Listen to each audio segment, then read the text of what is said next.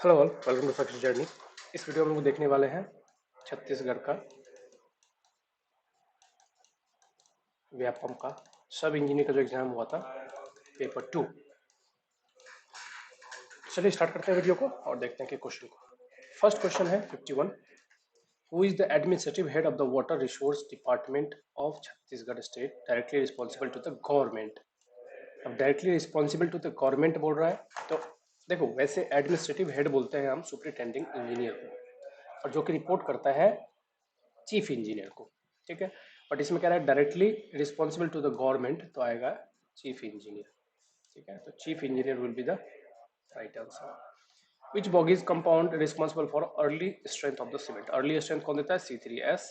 और ultimate strength या फिर लॉन्ग टर्म स्ट्रेंथ कौन देता है? C2S। तो अगर लॉन्ग टर्म स्ट्रेंथ या अल्टीमेट पूछता तो C2S, otherwise C3S। The active earth pressure coefficient refers to. Active earth pressure coefficient जो होता है वो किस, मतलब कौन से पैरामीटर के लिए हम इसको यूज करते हैं? तो ये इफेक्टिव स्ट्रेस पैरामीटर होता है, क्योंकि और वाटर प्रेशर इसमें डेवलप नहीं होता है। ड्रेन कंडीशन में इसको हम इवेलुएट करते हैं। The blanket in earth dam is provided. तो जो अर्दन डैम में ब्लैंकेट होता है उसका काम क्या होता है और कहाँ प्रोवाइड होता है? बेसिकली ये पूछ रहे हैं। तो at the ground level on the up stream side. उसका काम क्या होता है कि सीपेज को फाउंडेशन की बेस से अलाउ नहीं करेगा, उसके लिए होता है ये। तो बी हो जाएगा इसका right answer. Next question, if an RCC beam is likely to fail in bond, तो सबसे बेहतर उपाय क्या है हमारे पास कि एएसटी तो सेम रखेंगे, एफएसटी तो सेम रखेंगे, बस नंबर ऑफ बार्स बढ़ा देंगे। कैसे? डायमीटर को डिक्रीज करके। मान लेते हैं पहले 12 mm डायमीटर का डिजाइन में आया था, तो हम 10 mm का डायमीटर का यूज करेंगे। सेम एएसटी रखते हुए नंबर ऑफ बार्स बढ़ जाएगा, तो क्योंकि सरफेस एरिया पर डिपेंड करता है बॉन्ड स्ट्रेस, तो आएगा using thinner bar but more in number. Rainfall hyetograph shows the variation of. Hyetograph क्या रिप्रेजेंट करता है? Rainfall intensity with time. और रन ऑफ वर्सेस टाइम का रिप्रेजेंट करता है hydrograph. Magnetic bearing of a line A B is south 45 degree east. तो magnetic bearing यहाँ पे गिवन है। मैग्नेटिक बियरिंग लाइन है साउथ, ये गिवन है 45 डिग्री 30 मिनट ईस्ट। का डिक्लिनेशन इज 5 डिग्री वेस्ट। मतलब जो ये जो लाइन है वो 5 डिग्री वेस्ट की तरफ है। तो डिक्लिनेशन हमेशा नॉर्थ से मेजर की जाती है। मतलब ये यहाँ से ये मैग्नेटिक नॉर्थ है और ये ट्रू नॉर्थ है। ट्रू नॉर्थ को यहाँ पे होना चाहिए था, लेकिन मैग्नेटिक नॉर्थ यहाँ से 5 डिग्री वेस्ट की तरफ डिक्लाइंड है। तो अब कह रहा है कि फाइंड करो true bearing of the line whole circle bearing. तो हमें जो ये डिस्टेंस फाइंड करनी है वो यहाँ से फाइंड करनी है। तो हम इजीली इसको माइनस करके निकाल लेंगे, इसमें कोई भी डिफिकल्टी नहीं होनी चाहिए। आंसर आएगा 129 degree 30 minute. In an irrigated field, the net irrigation requirement is 15 centimetre. Irrigation की रिक्वायरमेंट है 15 सेंटीमीटर। एप्लीकेशन एफिशिएंसी है 18%, 80%। वाटर कन्वेंस एफिशिएंसी है 60%। तो क्या करेंगे कि हमें क्या करना है, यहाँ पे 15 सेंटीमीटर को डिवाइड कर देना है 0.8 इंटू 0.6 से। तो जो हमें आंसर मिलेगा वो हमें मिल जाएगा कि टोटल वाटर की रिक्वायरमेंट कितनी है। तो टोटल वाटर की रिक्वायरमेंट अगर इसको कैलकुलेट करोगे तो वो आएगा 31.25। मतलब अगर हम इतना centimetre of water depth apply करेंगे तो लॉस होके पहले 60% लॉस यहाँ पे होगा, फिर 80% लॉस यहाँ पे होगा, तो अल्टीमेटली जो पहुँचेगा वो यहाँ पे 15 का सेंटीमीटर हमें वाटर मिलेगा। तो यही है इसका मीनिंग। तो आंसर आ जाएगा A. For constructing for construction of a column footing following works are executed. तो यहाँ पे पूछा है ऑर्डर बताइए। तो ऑर्डर कौन सा ऑर्डर है? तो इसका ये फर्स्ट ऑर्डर ही है। पहले हम फर्स्ट ऑर्डर क्या करते हैं? Excavation of foundation. सबसे पहले फाउंडेशन को एक्सकवेट करेंगे, उसके बाद levelling course by plain concrete PCC हम डालेंगे। नेक्स्ट नेक्स्ट हम क्या करेंगे? फॉर्मवर्क लगाएंगे, फिर कॉन्क्रीटिंग करेंगे, फिर हम कॉन्क्रीटिंग करेंगे, सॉरी कॉन्क्रीटिंग से पहले स्टील डालेंगे। पहले ई, फिर डी, एंड लास्टली क्योरिंग, और सबसे लास्ट में आएगा बैक फिलिंग। जब क्योरिंग भी कंप्लीट हो जाएगा, फुल स्ट्रेंथ आ जाएगा, फिर हम बैक फिलिंग मतलब ओवरबर्डन अप्लाई कर देंगे। तो आंसर आएगा ए। नेक्स्ट है what is the variation of duty in duty of water from the head of the main canal to the field. Maximum जो होता है वो फील्ड पे होता है, ठीक है। Maximum duty at field and minimum duty at main canal. बस यहाँ पे देखिए कौन सा जो अजम्पशन है वो सही है, तो ये है duty of water m is always less than the duty of water at n. तो duty at f is maximum, duty at main canal is always minimum. Duty क्या होता है कि अगर हम 1 मीटर क्यूब पर सेकेंड का डिस्चार्ज अप्लाई करते हैं किसी भी लैंड पे, तो कितना हेक्टेयर एरिया को इरिगेट कर सकता है, ये कहलाता है ड्यूटी. नेक्स्ट कह रहा है ओवर हैंगिंग बीम है, सिंपली सपोर्टेड लोड अगर यहाँ पे लगाया गया है तो मैक्सिमम बेंडिंग मोमेंट कहाँ पे मिला है, मैक्सिमम बेंडिंग मोमेंट हमें सपोर्ट बी पे मिलेगा, और किसके बराबर में होगा, m इंटू ये distance, maximum distance at B. Answer आएगा C. What will be the quantity of bleaching powder required for treating 500 liters of water whose chlorine demand is 2 mg per liter? अब यहाँ पे क्लोरीन डिमांड है 2 mg per litre, 1 litre में 2 mg चाहिए, तो total chlorine demand कितना है, तो 500 इंटू 2 मतलब 1000 मिलीग्राम. ग्राम कितना हुआ, 1 ग्राम. 1 ग्राम हमें चाहिए कितना क्लोरीन, इतने वाटर को ट्रीट करने के लिए. ठीक है, तो 1 ग्राम क्लोरीन हमें चाहिए. अब क्या करेंगे, जो हमारे पास ब्लीचिंग पाउडर अवेलेबल है उसमें 30% ही क्लोरीन है, तो 1 ग्राम से हमें ज़्यादा चाहिए, तो आप इसको जब चेंज करोगे मतलब कितने का 30% होगा 1 ग्राम, x का 30% इज इक्वल टू 1. इसको जब आप सॉल्व करोगे तो मिलेगा 3.3333. Which of the following instrument is used for measuring discharge? Discharge के लिए कौन सा होता है, venturimeter. Current meter, velocity, manometer, pressure, venturimeter, discharge. Pipe flow में the deflection of a rectangular beam can be reduced bye.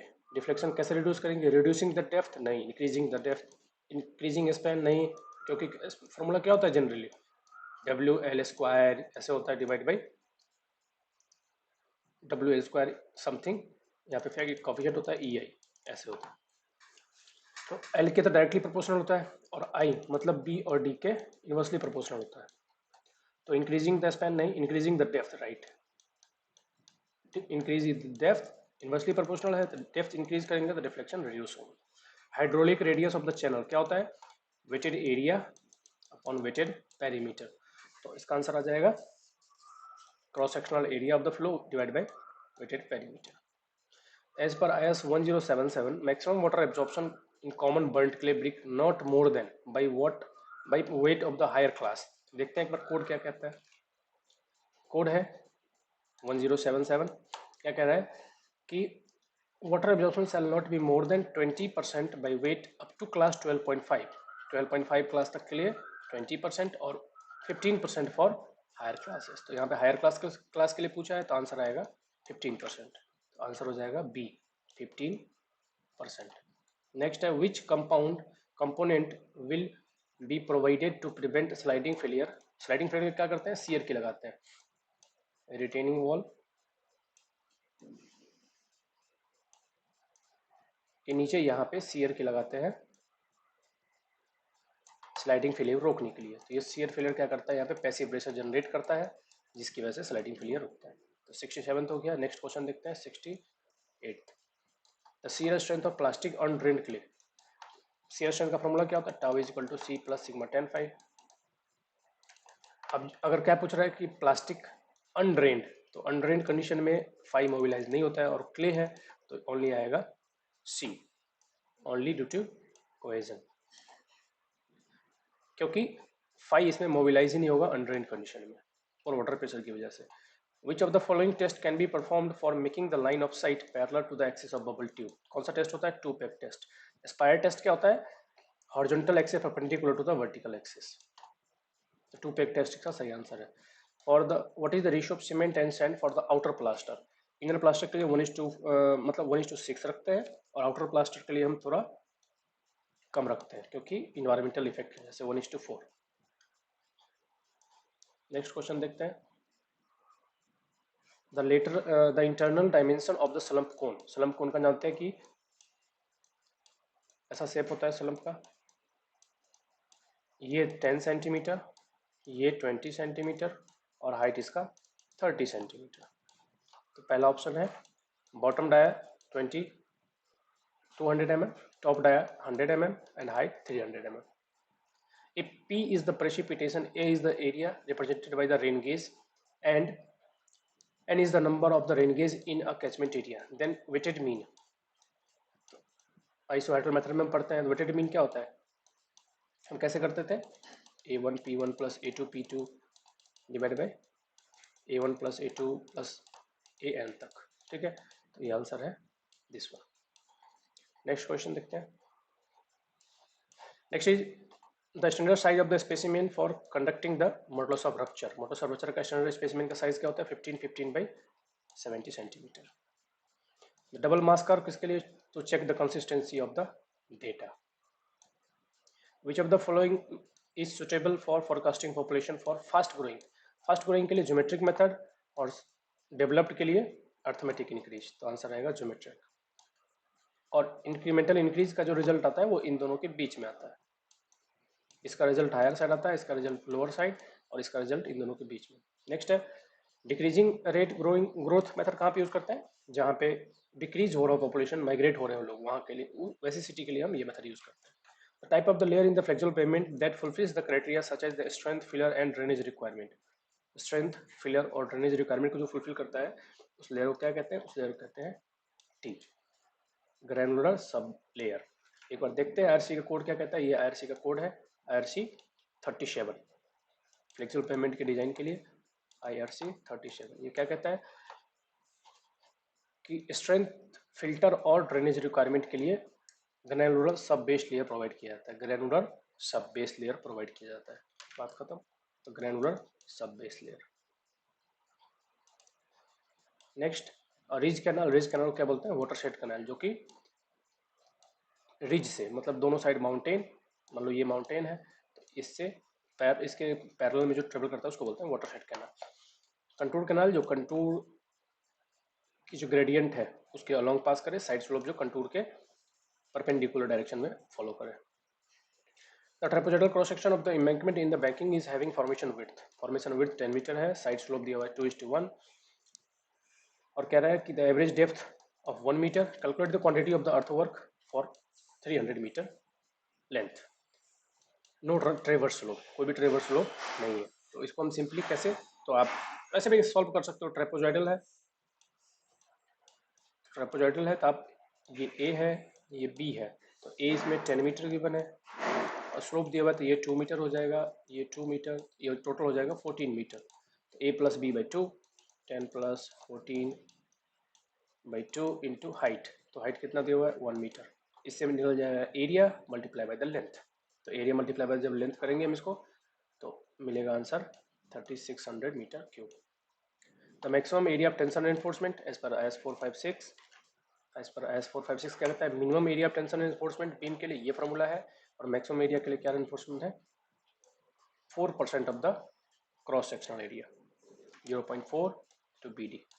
Next, which estimation method is suitable for the different thickness of wall and different level of foundation. अलग अलग thickness हो, partition wall की अलग thickness हो, main wall की अलग thickness हो, और सभी फाउंडेशन का भी लेवल डिफरेंट डिफरेंट हो, तो हम दोनों ही मेथड का कंबाइन यूज करते हैं, partly central method and partly long wall short wall method. During the treatment of raw water, the sedimentation tank particle settles individually without interaction of the neighboring particles is called, so क्या कहते हैं discrete particle settling, और यही mechanism use करते हैं sedimentation tank में। Canal drops are required to, canal drops किस लिए, इसका काम क्या होता है मेनली, जहाँ पे जो डिजाइंड RL है वो और एक्चुअल RL बहुत डिफरेंस हो जाए तो वहाँ पे हम ड्रॉप प्रोवाइड करते हैं। तो ड्रॉप क्या करता है बेसिकली, लेवल की जो डिफरेंस है उसको रिमूव करता है, तो डिसिपिएट एक्सेस एनर्जी नहीं, यहाँ पे अब डिसिपिएट वर्ड है, डिसिपेट मतलब खत्म करता है एक्सेस एनर्जी को, तो ये भी एक तरह से सही है। अब चूंकि ये लेवल डिफरेंस है तो यहाँ पे जब वाटर फॉल करेगा तो इसमें एनर्जी आएगा, तो एनर्जी को भी डिसिपेट करता है, इसके अंदर सिस्टम का डिजाइन करते हैं डिसिपेट एक्सेस लैंड स्लोप, तो but most appropriate answer C है, ए भी हो सकता है but C is the most appropriate. Which of the following is not considered in the unit rate analysis, कौन सा कंसिडर नहीं होता है, कंटिजेंसी एक्सपेंसेस।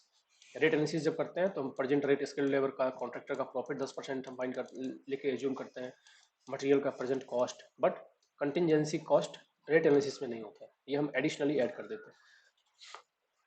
मिथेमोग्लोबिनिया, जिसे हम ब्लू बेबी डिजीज भी कहते हैं, is cause due to the excess of blue baby disease जो है वो किसके द्वारा होता है? एक्सेस ऑफ नाइट्रेट की वजह से, बच्चों में होता है।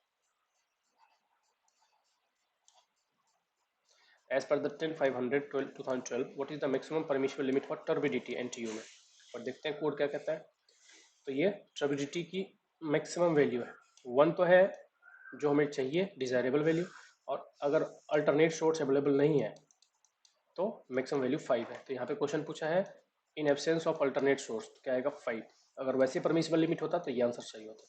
Which of the following is a non recording rain gauge? Non recording कौन सा है? Simon rain gauge.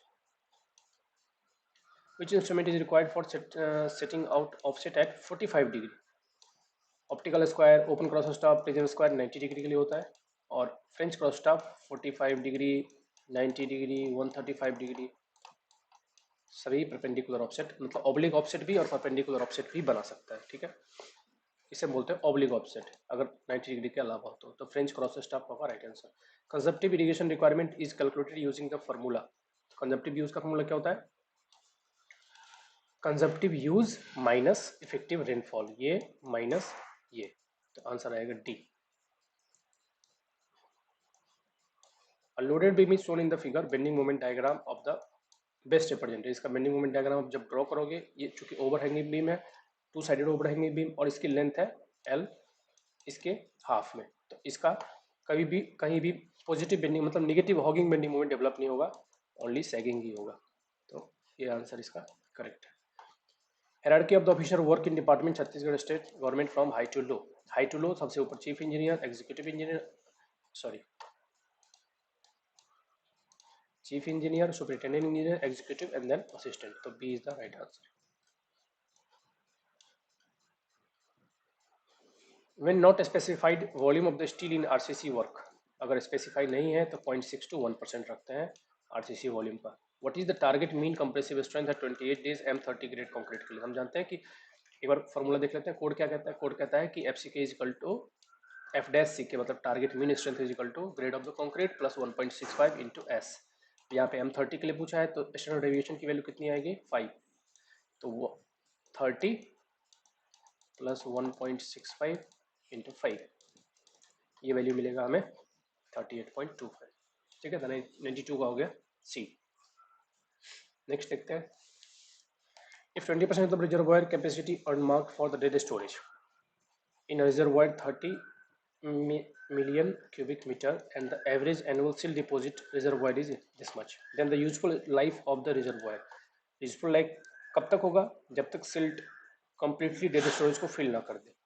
तो डेड स्टोरेज इसकी कैपेसिटी क्या है सिल्टिंग की? 0.1 million cubic metre, 0.1 million cubic metre, और डेड स्टोरेज की वैल्यू क्या है यहाँ पे? 20%, 10 में 30 का 20% अगर आप फाइंड करोगे मतलब 6 मिलियन क्यूबिक मीटर। ठीक है, ये इसकी कैपेसिटी डेड स्टोरेज की, और इस स्टोरेज को फिल करने में सिल्ट को कितना टाइम लगेगा? तो हम यहाँ पे डिवाइड कर देंगे, डिवाइड बाई 0.1, तो आंसर आएगा 60 years. A pipeline 60 centimeter in diameter bifurcates at Y junction into two branch 40 centimeter and 30 centimeter। एक पाइप है जिसका डायमीटर 60 सेंटीमीटर था, यहाँ से 2 पार्ट्स में बाइफरकेट हो रहा है।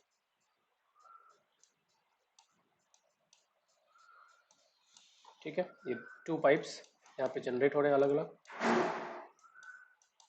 क्या गिवन है? इसका 60 सेंटीमीटर इसका डाया गिवन है, 40 सेंटीमीटर एंड 30 सेंटीमीटर, ये 40 सेंटीमीटर का है, ये 30 सेंटीमीटर का है। If the rate of the flow in the main pipe, यहाँ पे डिस्चार्ज गिवन है 1.5 मीटर क्यूब पर second, and the mean velocity of the flow in 30 centimetre pipe is 7.5।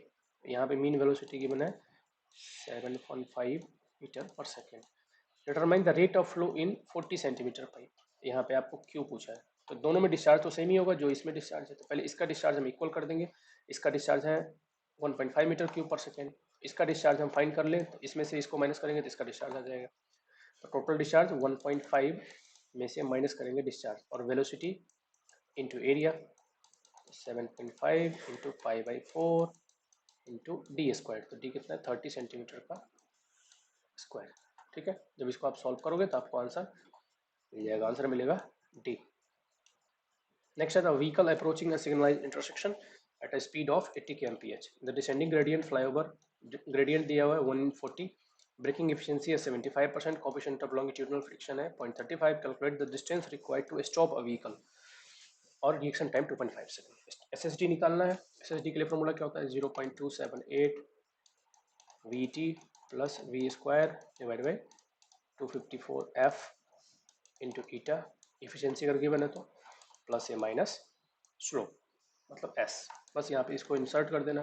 Velocity given है 80, टाइम गिवन है 2.5 into 0.278 plus B square 80 का square divide by 254 into frictional coefficient है 35 into 0.75 minus 1/40. जब इसको आप solve करोगे तो आपको आंसर मिलेगा 162 मीटर. ठीक है, तो इसका आंसर हो गया A. The catchment consist of 30% area with run off coefficient 4.4, remaining 70% of area with the coefficient 0.6. Equivalent पूछा है तो क्या करेंगे, दोनों को मल्टीप्लाई कर दो.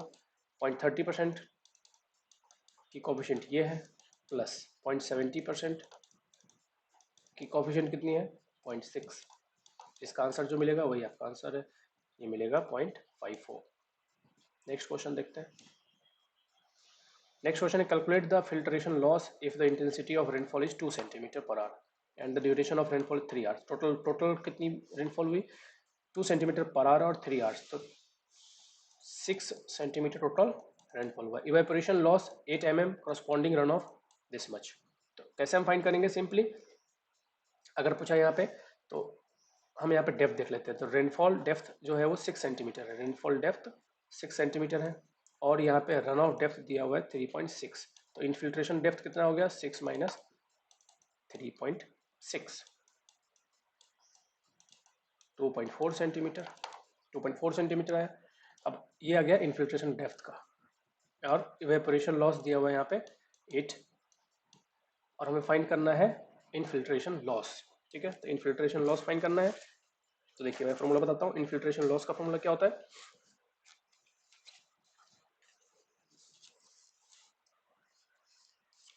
जब हम इसको माइनस कर देंगे 3.6 is equal to 6 minus 0.8 minus x. मतलब रेनफॉल डेप्थ जो होता है यहाँ पे, अब यहाँ इसको आप सॉल्व कर दीजिए तो यहाँ पे एक्स की वैल्यू मिल जाएगी. तो ये मिलेगा 1.6 सेंटीमीटर. mm में 16 mm के बराबर. During throttle traversing, which of the following error can be eliminated by taking mean of the face left and face right? face left और face right से कौन सा होता है, error due to line of collimation not being perpendicular to the horizontal axis, ये remove होता है. ठीक है, नेक्स्ट देखते हैं. ये भी सही होता अगर यहाँ पे प्लेट लेवल की जगह एल्टीट्यूड लेवल होता, ऊपर का वर्टिकल सर्कल होता तो सही हो जाता. नेक्स्ट है calculate the evaporation in mm from the pond if the pan coefficient दिया हुआ है 40 mm, sorry pan evaporation 40 mm, pan coefficient 70. दोनों को मल्टीप्लाई कर देते हैं 40 इंटू 0.7, आंसर आ जाएगा 28 mm में. Next question. If the hardness and alkalinity of the sample raw water is 350 mg per litre and total hardness दिया हुआ है 350, अल्कलाइनिटी गिवन है 200. टोटल हार्डनेस यहाँ पे ग्रेटर देन अल्कलाइनिटी से, तो जो अल्कलाइनिटी आएगा वो क्या आएगा, कार्बोनेट हार्डनेस. मतलब अब इन दोनों को माइनस, ये जो है अल्कलाइनिटी है वो कार्बोनेट हार्डनेस है 200 और इन दोनों को माइनस करेंगे तो आएगा नॉन कार्बोनेट हार्डनेस. तो 350 minus 200 non carbonate hardness, answer हो जाएगा ए. नेक्स्ट है plasticity characteristic of clay are due to absorbed layer. Absorbed water जो होता है उसकी वजह से. The process of distribution of water from main canal to branch is termed as, इसको क्या बोलते हैं, कैनाल रेगुलेशन. नेक्स्ट है which test is used for soundness test of brick. Cement पूछा होता है तो सीमेंट के लिए हम लीक कैटिलियर apparatus से करते हैं, बट यहाँ पे ब्रिक पूछा है तो हम क्या करते हैं, आपस में एक दूसरे को स्टक करते हैं और मेटलिक साउंड आ रहा है कि नहीं ये चेक करते हैं. तो यहाँ पे नन ऑफ दीज आएगा. करेक्ट स्टेटमेंट यहाँ पे चूज करना है. Spillways structure constructed at a dam site for disposing of the surplus water, right? Auger spillway is mostly suitable for concrete gravity dam, especially when the spillway is located within the dam body, right? Soot spillway is sometimes called waste weir, right? This is the all of the above are the right. Which of the following is true? कौन सा सही है? Precipitation is equal to evaporation plus run off plus infiltration. In an RCC section steel is not stress to maximum value, stress in concrete reach maximum value. पहले concrete में अगर maximum stress reach हो रहा है तो उसको क्या बोलेंगे? Over and force. और अगर इसका जस्ट अपोजिट होता, स्टील में पहले रीच हो रहा है तो अंडर एंड फोर्स. दोनों में साथ में हो रहा है तो बैलेंस सेक्शन. और sanitary and water supply works, what is the percentage of estimated cost in building works? एक बार देख लेते हैं. Water supply and sanitary arrangement के लिए 8% है, इलेक्ट्रिफिकेशन के लिए 8%, contingency 3 to 5%, work charge establishment 1.5 to 2%. तो 88% दोनों होता है. The gradual reduction in value with age, इसको हम क्या बोलते हैं? डिप्रिशिएशन.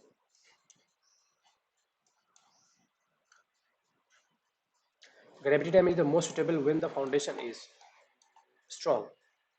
फाउंडेशन अगर स्ट्रॉन्ग हो तभी हम ग्रेविटी डैम प्रोवाइड कर सकते हैं, अदरवाइज नहीं. फॉलोइंग स्टेटमेंट को यहाँ पे कंसीडर करना है. Shrinkage of concrete depends on, humidity पे डिपेंड करता है, पैसेज ऑफ टाइम पे डिपेंड करता है, अप्लाइड स्ट्रेस पे डिपेंड नहीं करता है. तो ओनली 1 and 2 इज करेक्ट. तो ए हो जाएगा इसका right answer. Kuichling formula for the estimation of fire demand. Fire demand के लिए ये फार्मूला है और ये भी फार्मूला है, लेकिन ये किसका है? ये है national board of fire. National board of fire का फार्मूला है. कुसलिंग का फार्मूला ये है. इससे हम निकालते हैं फायर डिमांड कितना है सिटी का. नेक्स्ट है what does the Gantt chart. Gantt chart मतलब बार चार्ट की बात कर रहे हैं. बार चार्ट क्या रिप्रेजेंट करता है? Schedule process and actual process का comparison. Constant head permeability test, permeability is used. Constant head किसके लिए होता है? कोर्स ग्रेन सॉइल के लिए. और फॉलिंग हेड होता है कोहेसिव सॉइल के लिए, मतलब क्ले के लिए. इक्वेशन ऑफ कंटिन्यूटी किस पे बेस्ड है? मास कंजर्वेशन ऑफ मास पे. Jurisdiction of the superintending engineer in water resource department is called. हमने पहले भी डिस्कस किया था. ये इसके अंदर एक सर्कल आता है और इसको हम क्या बोलते हैं? Administrative head of the circle.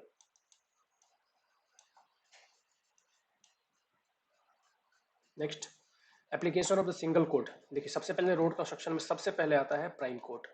यहाँ पे आता है प्राइम कोड. जैसे कि WBM लेयर का यहाँ पे हो परवियस लेयर, तो उसमें हम प्राइम कोड करते हैं. उसके ऊपर हम करते हैं टैग कोड एंड लास्टली सबसे ऊपर सील कोड. तो यहाँ पे क्या पूछा है? Single coat of low viscosity liquid bituminous material to a porous granular surface preparatory for the superimposition of bituminous treatment or mix. तो यहाँ पे क्या पूछा है कि पोरस ग्रानुलर सरफेस, तो ये आएगा प्राइम कोट. इस कोट की बात करें. Bacterial concrete is one. Bacterial concrete बहुत ही यूजफुल है क्योंकि ये क्रैक को ऑटोमेटिक हील कर लेता है. जो फ्री लाइम होते हैं उससे रिएक्ट करता है बैक्टीरिया और कंपाउंड फॉर्म करता है जो कि क्रैक को फिल कर देता है. Most stable method of irrigation for areas having low rainfall and strong wind. तो इसके लिए कौन सुटेबल है? ड्रिप इरिगेशन, जो कि हम सॉइल के नीचे से करते हैं. Which of the following method for setting out of circular curve is suitable when the ground is uneven and rough for taking linear measurement. Two theodolite method. इसमें हम लीनियर मेजरमेंट बिल्कुल भी नहीं करते हैं. सारे के सारे कैलकुलेशंस एंगल से होता है. दोनों एंड पे starting of the curve ending of the curve दो थेओडोराइट लेते हैं और उसी से हम पॉइंट्स को कैलकुलेट करते हैं और पॉइंट को मार्क करते हैं. No linear measurement. Workability of concrete can be measured by slump, compaction factor and VB time. तीन है होते हैं तरीके. बट वर्केबिलिटी के साथ ये दोनों जो मेथड है ये प्रोपोर्शनल होता है और VB time in seconds indirectly proportional. तो देखिए as slump increases VB time increases नहीं decreases. As the slump increases compaction factor increases. क्योंकि ये दोनों प्रोपोर्शनल होते हैं. सेकेंड स्टेटमेंट सही है, मतलब डी आंसर इसका करेक्ट है. 6 hour storm with hourly intensities of. यहाँ पे आवरली इंटेंसिटी गिवन है. Produced run off, run off भी गिवन है. Then phi index. Phi index find करेंगे तो सबसे पहले तो हमें देखना है कि टोटल रेनफॉल कितना हुआ. तो सबको ऐड कर देंगे. तो जब हम सबको ऐड कर लेंगे तो टोटल रन ऑफ मिलेगा हमें. सबको ऐड करने के बाद टोटल रन ऑफ मिलेगा 75. ठीक है. 33 माइनस करेंगे, 33 माइनस करेंगे तो ये मिलेगा 42. मतलब 42 सेंटीमीटर रेनफॉल इन्फिल्ट्रेट हुआ है. अब उसकी इन्फिल्ट्रेशन इंडिसेस फाइंड करेंगे कि पर आवर कितना हुआ है, तो 6 से डिवाइड करेंगे तो ये मिलेगा 7 centimetre, sorry 7 mm per hour. ठीक है, 7 mm पर आवर. बट अब हमें क्या देखना है कि क्या इससे कम बारिश वाला भी कोई जगह है क्या, तो हाँ, यहाँ पे तो कोई रन ऑफ नहीं होगा, यहाँ पे भी कोई रन ऑफ नहीं होगा। तो हमें क्या करना है, अगेन हमें यहाँ पे इन दोनों को एक्सक्लूड कर देना है, मतलब 42 में से माइनस कर देना, कितना 7 + 3 10, और अब वॉच मतलब टाइम कितना लेना है, 2 आवर्स को माइनस करके, मतलब 4 आवर। तो जब आप इसको करोगे 32 डिवाइड बाई 4 तो आएगा आंसर 8 mm/h। एक्चुअल आंसर इसका आएगा 8 mm/h। In an RCC staircase supported at both ends, span is 4 meter, loading दे रखा 10 km/m² कंसिडरिंग 1 मीटर विड्थ। तो यूडीएल है, WL²/8 से फाइंड करेंगे तो आंसर आएगा 20 kN/m।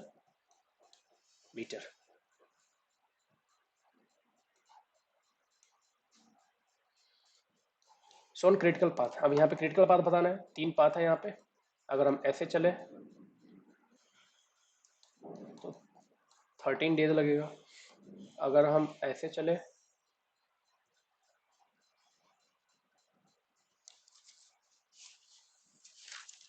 तो 12 डेज, और अगर हम नीचे से होके यहाँ से जाएंगे तो 10 डेज।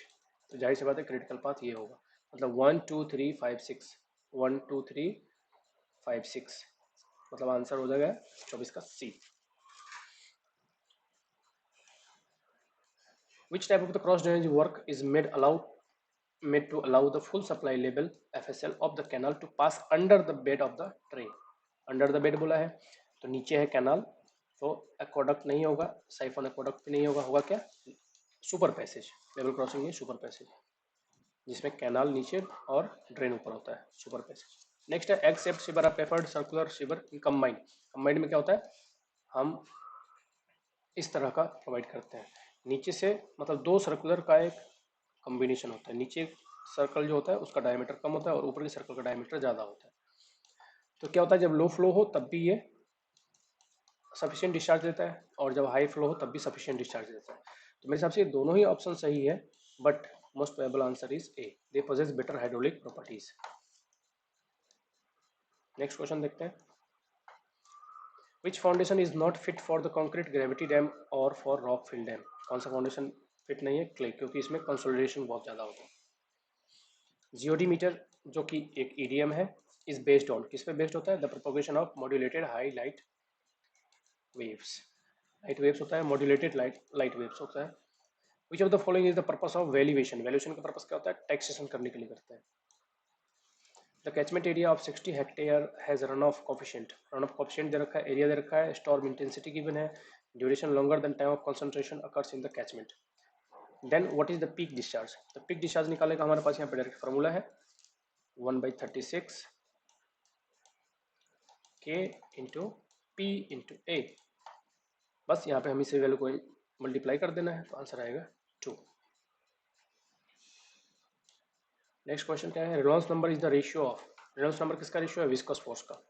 ग्रेविटी फोर्स क्या है, Froude number. Surface tension force किसका है, वेबर नंबर का, वेबर नंबर का। इलास्टिक फोर्स किसका है, मैच नंबर का। और एक बचता है प्रेशर फोर्स जो कि इलर्स नंबर का होता है।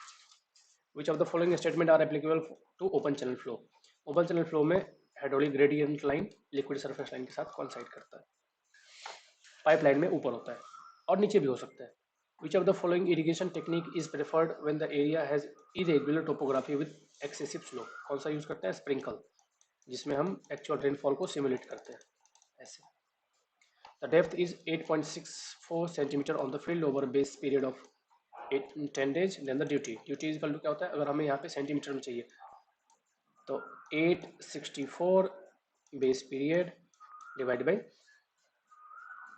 डेल्टा, ये हो जाएगा ड्यूटी। इसको सॉल्व करोगे तो आएगा 1000 हेक्टेयर, 864, बेस पीरियड है 10 और ड्यूटी है 8.64।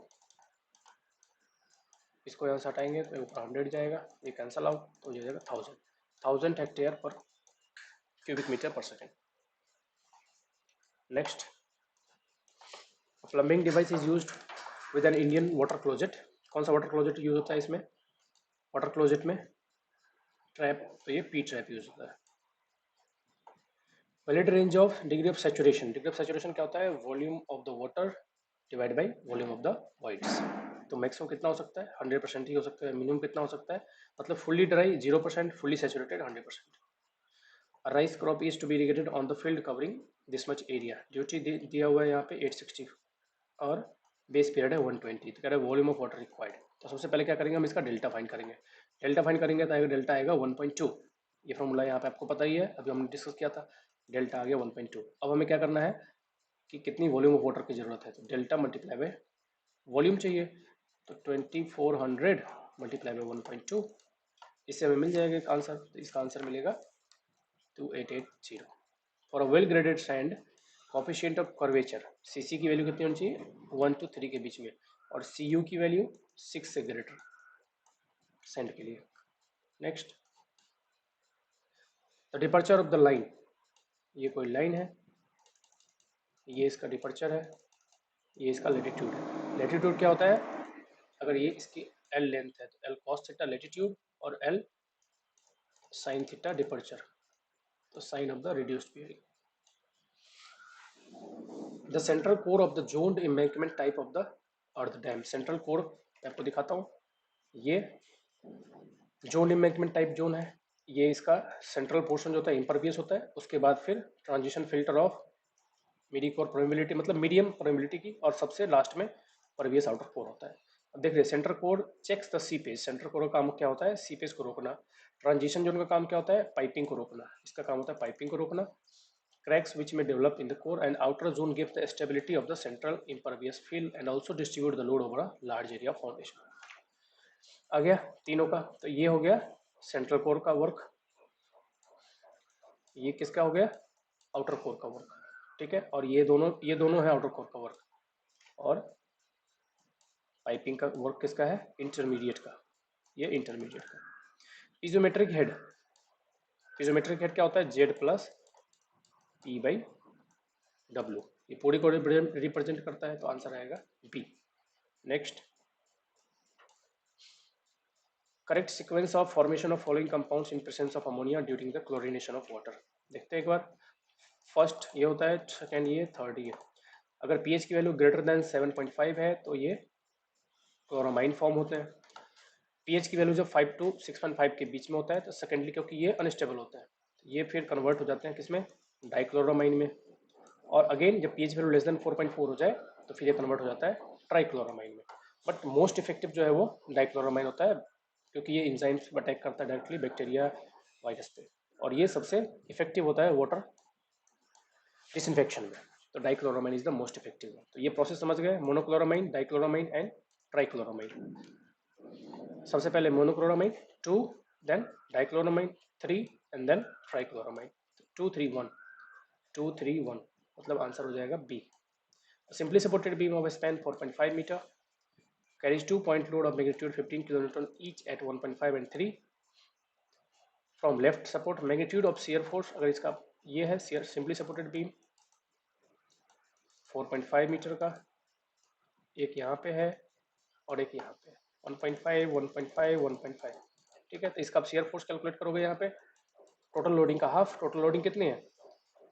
15 + 15 30 डिवाइड बाई 2, तो आंसर आएगा 15, क्योंकि सिमेट्रिकल लोड है इसलिए। नेक्स्ट है, the angle of internal friction is least for clay में कितना होता है? 0। प्योर क्ले में, प्योर कोहेसिव सॉइल में 0। Hydraulic efficient channel cross section is 1, जिसमें लीस्ट वेटेड पेरीमीटर हो, वेटेड पेरीमीटर हो। बट यहाँ पे ऑप्शन क्या है? डिस्चार्ज के फॉर्म में, तो carries maximum discharge under given condition of slope, roughness and flow area. Steady flow is 1, steady flow कब बोलते हैं? कि जब वेलोसिटी टाइम के साथ चेंज ना हो किसी भी एक पॉइंट पे, और ये किसके लिए है? यूनिफॉर्म फ्लो के लिए सही है। अगर स्पेस के साथ चेंज ना हो तो उसको यूनिफॉर्म बोलते हैं, टाइम के साथ चेंज ना हो सेम पॉइंट पे तो उसको स्टेडी फ्लो बोलते हैं। Calculate the quantity of earthwork in cubic metre for a canal embankment. Length given है, हाइट गिवन है, टू एक्सट्रीमिटीज पे टॉप विड्थ गिवन है, तो कह रहा है ट्रेपेजॉइडल फार्मूला यूज करो। ट्रेपेजॉइडल फार्मूला हम जानते हैं, volume is equal to L/2 into A1 + AN + 2 into A1 to AN-1 तक, सबको ऐड कर देंगे तो आंसर मिल जाएगा हमें। तो 147 का आ जाएगा D. Next 148, tensile stress enforcement bar का गिवन है, बॉन्ड स्ट्रेस गिवन है, बॉन्ड स्ट्रेंथ पूछ रहा है। फॉर्मूला हम जानते हैं क्या होता है, phi into sigma S divide by 4 tau P D. अब यहाँ पे सिग्मा एस 140 गिवन है, तो 5 इंटू 140 डिवाइड बाई 4 इंटू 0.6, तो 58 पॉइंट समथिंग, आंसर आएगा 59D। Which of the following is equivalent to 1 kilo pascal. 1 kilo pascal के kilo pascal means newton metre square, pascal means newton metre square, kilo means 1000, तो यहाँ पे kilo Newton हम भी कह सकते हैं, किलो न्यूटन पर मीटर स्क्वायर के बराबर है, पर यहाँ पे ऑप्शन में क्या है 1000, तो यह हो जाएगा 1000, तो आंसर आएगा A. In a concrete mix if the maximum size of coarse aggregate is increased, coarse aggregate का अगर साइज इंक्रीज कर रहे हैं तो प्रोपोर्शन पे क्या फर्क पड़ेगा, फाइन टू कोर्स एग्रीगेट। अगर हम साइज इंक्रीज कर रहे हैं तो रिक्वायरमेंट सीमेंट की घटेगी और वाटर की भी घटेगी, क्योंकि सरफेस एरिया इंक्रीज हो रहा है, सॉरी सरफेस एरिया डिक्रीज होगा, इसलिए रिक्वायरमेंट घटेगी, और रिक्वायरमेंट घटी तो कोर्स एग्रीगेट के भी अमाउंट की रिक्वायरमेंट घटेगी, तो this will be decrease, ratio will be also decrease. ये था question. Thank you all, thanks for the watching.